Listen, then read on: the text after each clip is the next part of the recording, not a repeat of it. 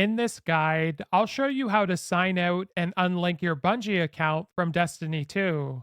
So, the first thing you want to do is open up a web browser and go to Google. Then, in search, you want to type in Destiny 2 login and go to search. From here, you want to select Account Bungie at the top. Then it's going to ask you to sign into your Bungie account that you play Destiny 2 on, so go ahead and select your platform to sign in. And once you're signed in, it's going to bring you to this page. And what you want to do is select the profile icon in the top right corner. It looks like two people. And then what you want to do is have a look on the left sidebar under Bungie, and you want to go to account linking. From here, you'll be able to see all of the different platforms you have linked to your Bungie account.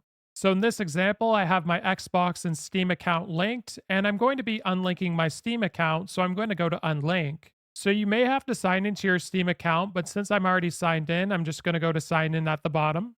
And now you'll see that my Steam account is unlinked from my Bungie account. Then you want to close out of Destiny 2 fully and then boot up the game again. Then when you sign in, it'll bring you to the sign in process as if it were a brand new account. If this guide was helpful, like and subscribe, and we'll see you in the next one.